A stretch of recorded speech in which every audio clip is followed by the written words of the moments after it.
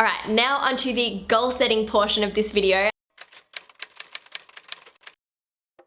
Hi everyone, so today I'm going to share with you 20 New Year's resolution ideas, but most importantly, I'm actually going to go through how to set these goals effectively and stick to your New Year's resolution so that this time next year, you can actually be proud of the changes that you've put into place. Now, I actually made a really cute little template for Instagram stories on my Instagram account at Study with Jess. So on that template, I listed 20 different goals that you could set for yourself for 2019. So I'm going to go through them really briefly. And if you want to complete this template and you haven't yet, go follow me at Study with Jess because so many people have screenshotted and then re-uploaded it to their stories with their answers. And I've been sharing all of them on my account. And it's really exciting. I love seeing what all of you guys are planning for 2019, so make sure to go do that. But the 20 New Year's resolution ideas that I came up with are the following. So I had eat healthier, exercise more, take up a new hobby, travel, get more sleep, definitely need to get more sleep, learn a new skill, be kind to myself, always working on that one, learn to say no more, learn another language, stress less, set by yours truly, who needs to practice what she preaches. Read more, definitely need some book recommendations, so comment them down below.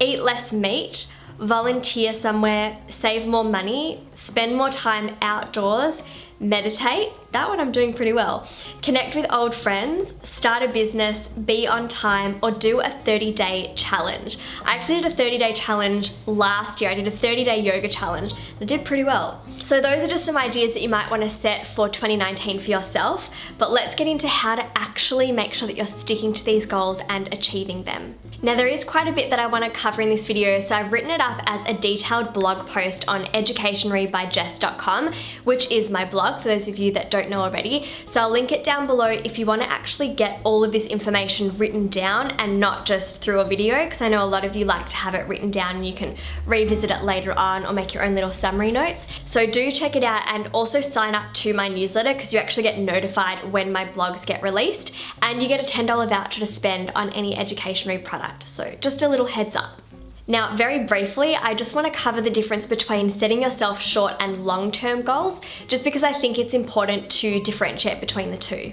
So a short-term goal has a shorter time frame, and it's something that you might want to achieve in the next couple of days, weeks, or months.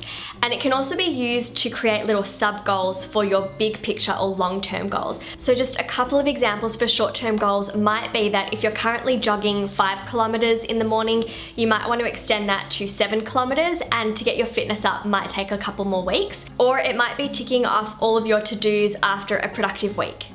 Now, your long-term goals, on the other hand, take a lot longer to achieve, but they also have a greater sense of purpose attached to them, and they can be used to give you that extra motivation and drive to keep going in pursuit of your goals, despite those ups and downs that life gives you, because often there will be setbacks. So for example, that might be starting your own business or getting into your desired college, things that often take a lot more time to achieve.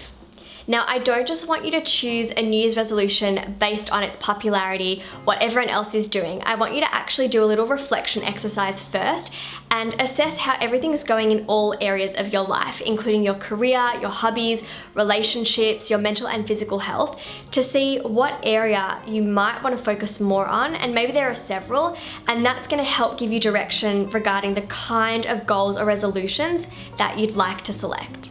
Now, this was my little reflection exercise that I did, and I showed you this in a previous video. So very briefly, just to recap, I wrote down what was working really well in each area, and then a couple of changes that I could probably put into place to see a better outcome. Now, another thing that's going to help you choose the right goal for you, and one that you are personally invested in, is to get really clear on your values. So think about what is really important to you. Is it relationships, your health? Is it financial freedom? Is it your career, finding purpose in your career and making a positive difference? Is it helping others? When you know your values, that's going to steer you in the right direction. Also, this is going to help you steer clear of really superficial goals or acquisition goals, things that are all about acquiring more materialistic things and that don't really add value to your own personal life.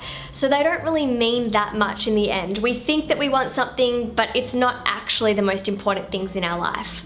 Alright, now onto the goal setting portion of this video. I'm going to talk to you about setting SMART goals. S is all about being specific.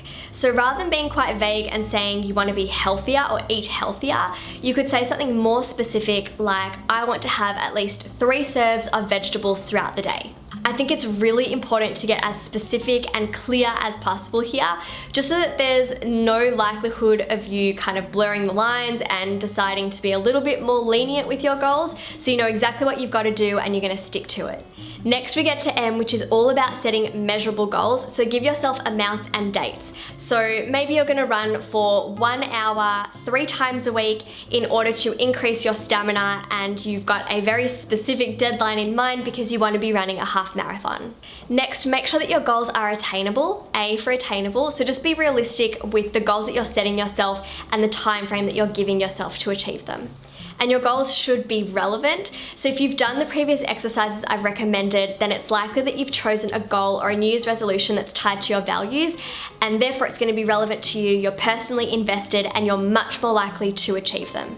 And then T, I've kind of touched on this in the measuring your goals, but it's all about setting goals that have a specific time frame that you want to achieve them by. It just means you're less likely to procrastinate and you've got a set date to work towards. And one more thing I wanted to mention is that life is unpredictable and often there are obstacles in our way to achieving our goals. So sit down and think, what kind of things could potentially come up that are going to stop you from committing to your New Year's resolutions, and identify ways around them. Whether it's setting yourself reminders because maybe you're a little bit forgetful, or actually scheduling in time into your diary because often you have a very busy schedule. Personally, one thing I tried to do throughout 2018 was to actually take more breaks when I was working and get up and get moving, because I get very immersed in my work and I can sit for hours. So I would put little reminders on my phone so that I would get notified to take those breaks, because I know that otherwise I would just forget, or I'd be really stubborn and I wouldn't want to get up. So I'd leave my phone away from my desk so that I'd have to get up and turn it off. And then, well, I'm already up, so now it's time to get moving. So make sure to share your New Year's resolutions down below, and if you wanted to access my 20 ideas for goals to set in 2019, I'll have my little story template saved as a highlight on my Instagram account at Study with Jess, so make sure to go follow me, and if you do screenshot and re-upload it to your account so that you can fill out all the little answers, just tag me at Study with Jess so I can see all of your posts.